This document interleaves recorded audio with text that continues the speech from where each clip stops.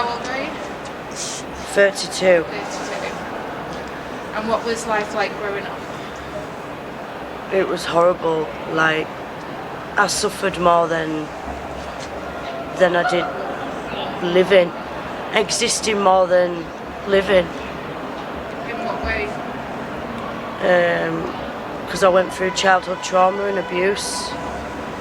Physical, mental, financial, sexual. Yeah. Like, I grew up like around money, but it didn't buy me happiness. No.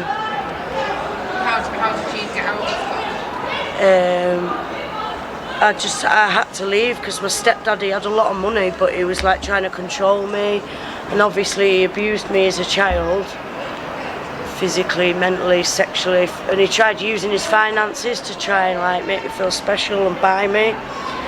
And when I was old enough to realise it was going on, I was like 16, 17, and I left and I started living in a tent until I met a lad, and then because I couldn't stay at his and he didn't want me staying in the tent on my own, we started living in his car, like in the snow. That must have been freezing. Yeah, and I was only like 16, 17 then. Yeah. But yeah, it just goes to show that, like, you know, 52-inch telly inside, 25 grand car sat outside, pool table in the kitchen. Do you know what I mean? Like, fine, done. It helps, I won't lie. Especially now I've changed my tune. Yeah, but yeah. Long story. What happened after living in the car with your boyfriend? I ended up living in another car with a different boyfriend. Yeah, long story. How long have you been homeless since you were 16 then? On and off. Like, I had a flat, and then, like, because my brother's got abused as well, one of my brothers found out. I managed to get a flat with supported housing, foundation housing in Harrogate, that's where I'm originally from, and I managed to get a flat, and I didn't realise my brothers were abusing me as well, because now they got abused as well, but they didn't get it sexually. I was the only one, because I was a girl, probably. And then I managed to get my own flat, stable, and that with supported housing that helped people like me. And my brother, he got back in contact, found out where I lived, and I didn't realise he was abusing me as well. And then he started dealing drugs, and he was like bullying me for my flat, to use my flat for county lines to drug deal from. And I was like, I'd rather be homeless than be a victim of this every day. Yeah. Be careful what you wish for. And then because I made myself intentionally homeless, they can't house me because I made myself intentionally homeless. So that's it now? They can't Through help? domestic violence, domestic abuse, yeah. And now, because I've left Harrogate to come here to get away from him, I'm not in my own city, no local connections, and I'm only just building my local connections now. How long have you been around here? In Leeds, a few years now. Yeah. Do you have any contact with your family still? No. They don't have my phone number. They know I'm in Leeds, but they don't know where, or... No, I don't speak to none of them. I just cut them off, all of them. Next time I see them, we'll hopefully be in court for what they did to me. I want to do that, yeah, but I'm not in the right place because of my mental health issues and that, and being on the streets. I've got to be stable in financially, mentally, emotionally, physically to do something like that, and I'm nowhere. I'm none of them. So yeah. That's the ultimate goal, though. Yeah, I'm trying to build that. Like, I've got a support worker she works with, the street outreach team. So like, I'm working with her and going to appointments with that, and hopefully just keep with appointments to her, which is hard to keep up because when you sleep rough, how are you going to get to an appointment the next day? But yeah, I'm just trying to work with her, and like, I'm on the council list, and hopefully I'll get housed with Beacon Touchstone, but yeah, hopefully I've only got a few more months to go, so I just need to keep working with them. Yeah. That sort of like cycle of abuse you mentioned, like with your stepdad and then your brother, do you think is it difficult to break, to get out of? Yeah, because I thought that was normal, it's all I knew. And then I had partners after that abused me, and I sort of thought that was okay in a way. It's what you grew up with, I guess. Yeah, and it's all I know. I thought it was normal until I got to a certain age. But do you know what? I'd rather be homeless and be free from abuse than have that and have money. How did you eventually manage to... I'd like the money back, but can I still be free from them? Can I have that? No. No, one or the other. So, but do you know what? At least when I do build something, I can say I did this. Yeah, without you've them. done it all yourself. I did this with my support, with the people that help me because I want them to, not because they've got money or because they're getting their own way in another way, do you know what I mean? Yeah. Whether it's controlling or money or something like that. How do you think you eventually broke that cycle? Being around, making other relationships and realising it's abuse. Things like that. Yeah. I imagine being homeless is hard enough in itself, but especially being a woman, do you feel more vulnerable? Yeah. It's like, obviously, because I do begging, I get men, you know, on a weekend saying, do you want to come round the corner for £20 for things? If I'm going to do that, I might as well stand down Holbeck now because it's prostitution. And I say, no, no. And they go, you can't be that starving and hungry and cold then if you're not going to do that. I'm like, my family that abused me, they took my confidence, my morals, my childhood. No, sorry, they didn't take my morals, sorry, I was thinking about... Morals are the only thing I've got left. They took my childhood, they took my virginity, they took my confidence, they took my house. Morals are the only thing I've got left. They're not taking that as well, not a chance. No. No way. If I don't have that, what's the point in anything? True. Has anything bad ever happened to you out here? Yeah, I've had like my friend. Last weekend he was begging opposite me. He had lads throw a glass bottle at him that nearly hit him. You get people calling you a tramp, dirty tramp, giving you abuse, like horrible. It's usually only on a weekend when they're drunk, but then you get some really nice people as well, obviously, that do understand. But yeah, you get people that mutter stuff under the breath and things like that. What's the best thing people could do to help? Just be open-minded and just, you know, not just like label people that are homeless, because there's a reason behind they're homeless. What did you want to be when you were growing up? A solicitor. Or like a support worker or something like that. That's Yeah, good. yeah. Where would you like to see your life in sort of like 5 years' time?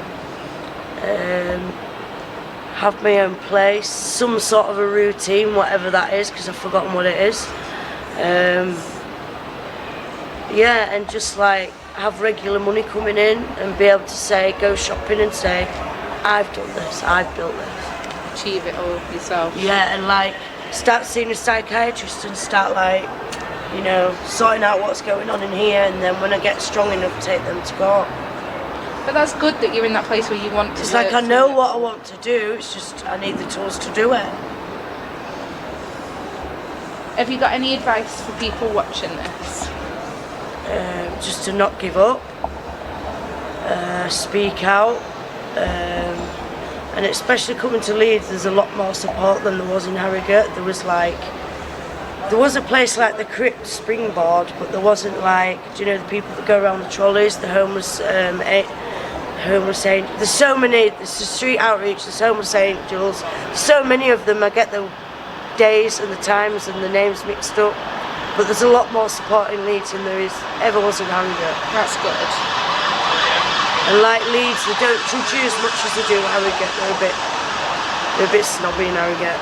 That's coming from me, born and bred there. I was going to say, I don't know around here, but I always But that's thought my Harrogate was opinion like on that. posh That's my area. opinion on that, do you know what I mean? Yeah. And people have the right to have their own opinion like about me and homeless people, but They just need to be a bit more open-minded and think, why are they homeless?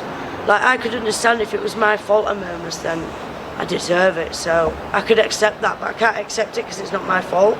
Yeah. Does that make sense? That's the whole point of us like wanting to do this, is to raise awareness and try and make people aware that everyone's got a story. Yeah, they have. They've not woke up and decided I want to be homeless. Yeah. There's a reason people have ended up homeless, whether it's their own fault, whether it's the family have died, or something that isn't the fault. Hopefully not, but I'm just using that as an example. Yeah, everyone's got a story to tell. Yeah. It's good for people to hear it. Yeah. That's great, thank you so much for watching. We're now going to talk a little bit about it. Please don't forget to subscribe if you have enjoyed.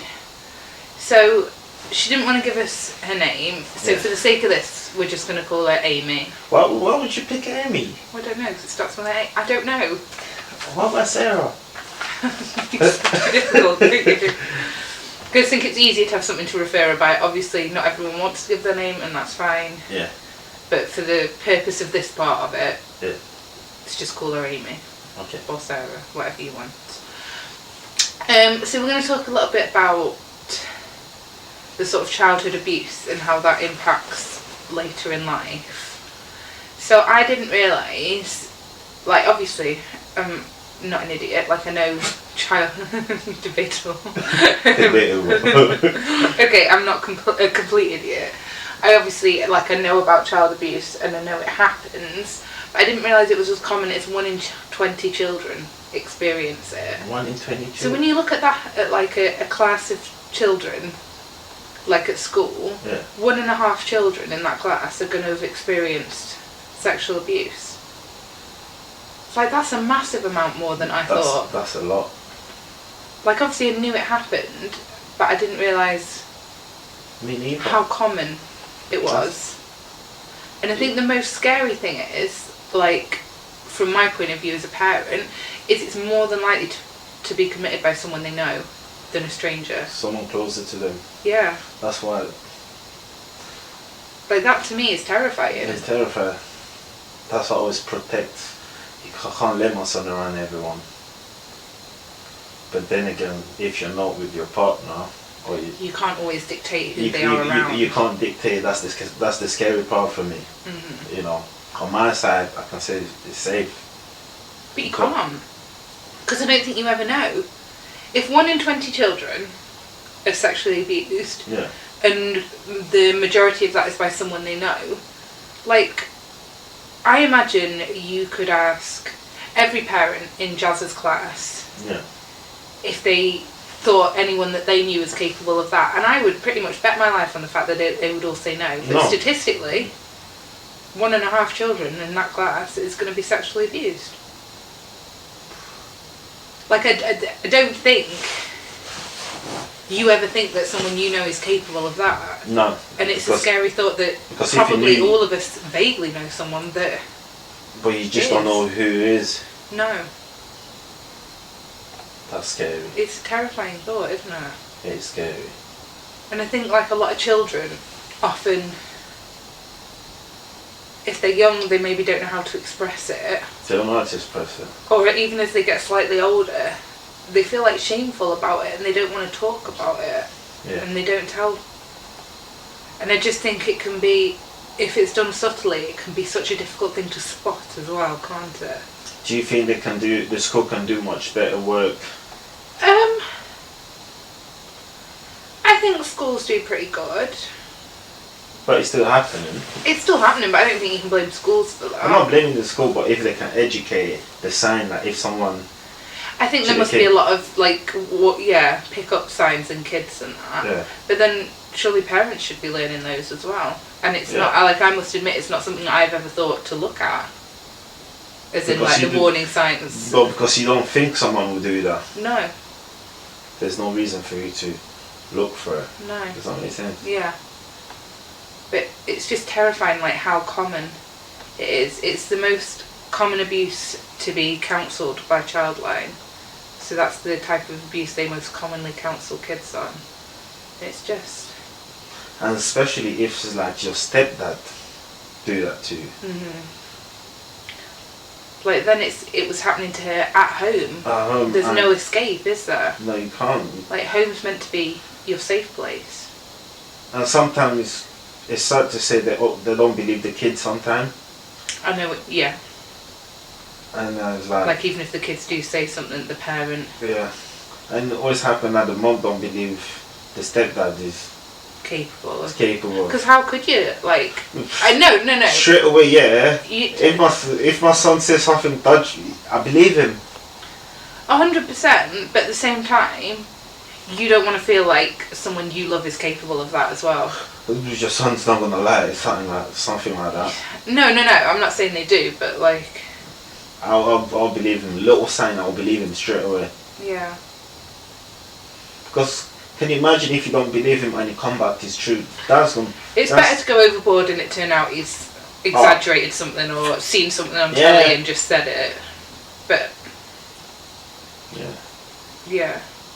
But for her that must have been so difficult, and girls are more likely to be victims. Which... It happens to boys as well. It does. I'm just saying. What are you? All lives matter. I'm just statistically saying it's more likely to happen to girls than boys. But it does affect boys as well. So people who were sexually abused in childhood often, I'm going to say repeat, but I don't mean repeat, like reflect that behaviour in adult relationships. As in, they are more likely, if you've been abused as a child, you're more likely to enter into an abusive relationship, whether it be like emotional, physical or sexual. Mainly because it feels familiar. Yeah.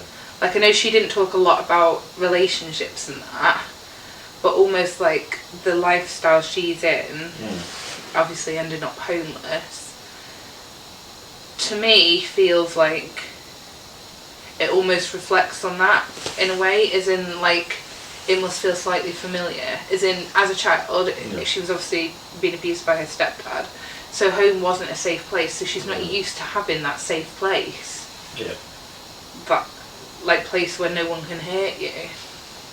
So to her, like, although it's different, it's almost is like a familiar situation for her. Yeah, like she's seen it before. Yeah. And I think obviously she talks a lot about, and I think she's made a lot of good steps in the right direction about like wanting to heal, wanting to get her life back together, like wanting the cycle to stop there and not to carry on, which I think is such an important step, because it can often go on through generations, can't it? Yeah. Like you repeat what you're taught by your parents. Yeah. As much as when you get older, like I think you look back on it and you judge them for what they've done, you still find yourself subtly mirroring those behaviours in a way. But I think when you reach the age of 18, you know what's wrong, you know what's right. You do, but when it's been drilled into you so many times at home, like, it's difficult. It's real difficult. Nah, I totally disagree. How can you disagree when you are literally the, like, epitome of it? I don't know. What are you trying to say? No, as in, okay. Like, without going into detail, look how you grew up and your, like, lifestyle. Just bear with me. I'm listening. Okay, your lifestyle and how you grew up. Yeah. If me and you were out there together and got in a situation, I can 100% guarantee that you would be the one to fight and I'd be the one to try to talk it out. So you know what's right and wrong.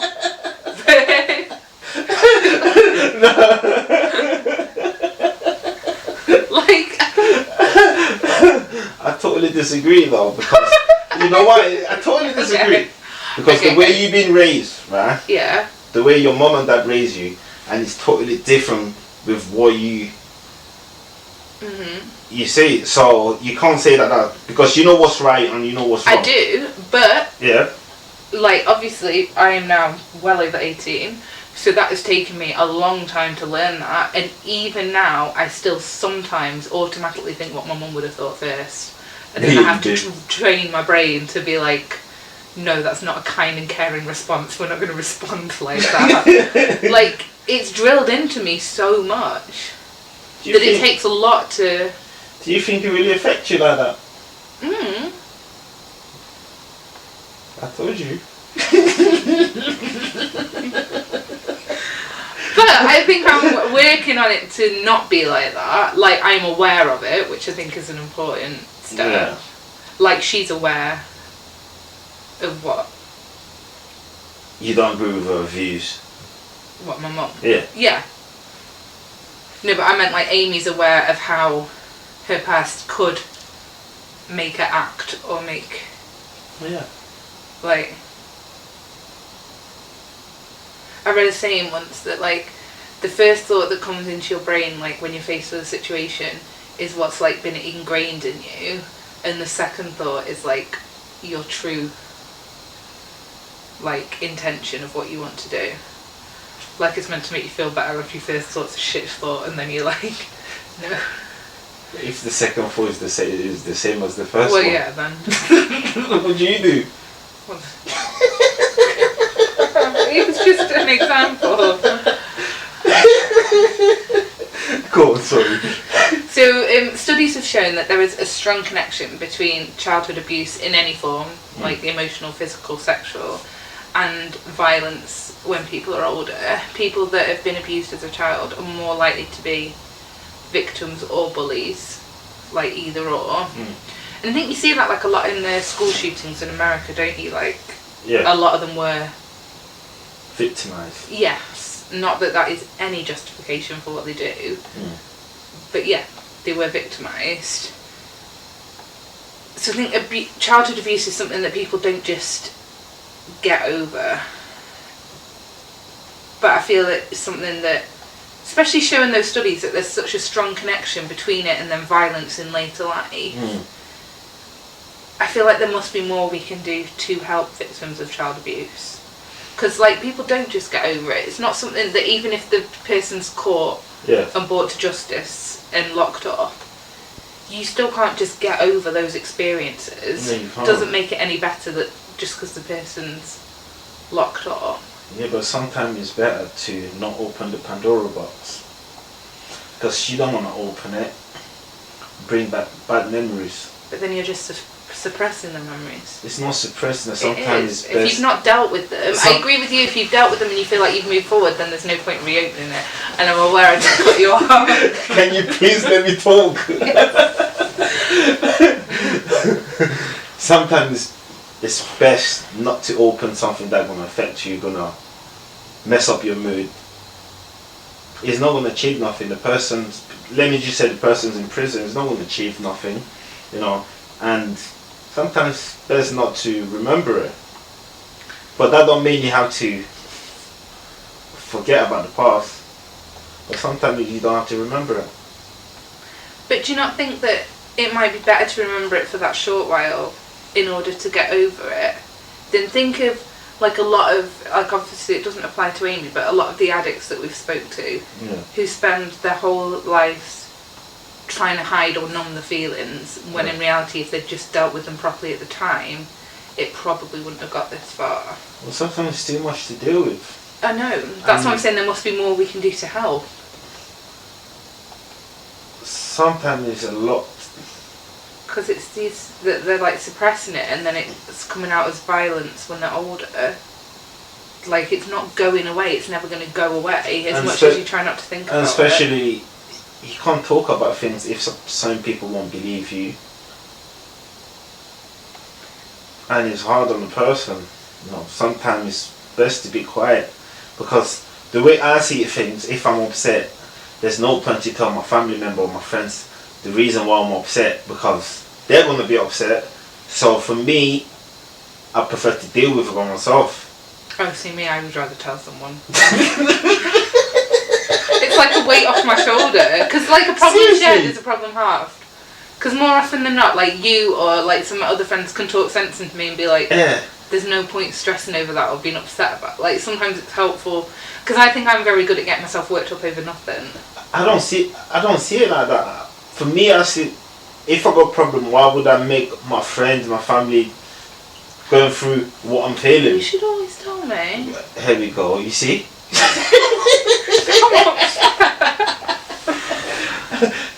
So for me, it works better like that. I guess different things work for different people. Yeah. But maybe something that we could all do and start now and is free is if someone wants to talk, just listen. Don't feel the need to input your opinion or nothing. Just sit there and listen to someone, because sometimes just getting it off their chest helps. Something Ryan said last week. So sometimes the homeless people, they don't even need no money. They just need someone to talk to them. Yeah. But I always feel like they need money. That's why Well, I guess in reality it's probably quite a lonely life, isn't it? Yeah. But just have it, chat with someone. Make them feel like, people notice them. Yeah. And then the last thing that I'm going to finish on is women who suffered abuse are more likely to end up homeless. Which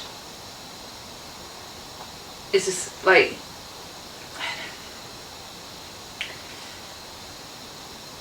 It's like with the drug addiction and homelessness and that, so many of these like multiple things have this one root cause, and like if we could just deal with the one root cause, we'd solve, or not solve, but help prevent so many other problems.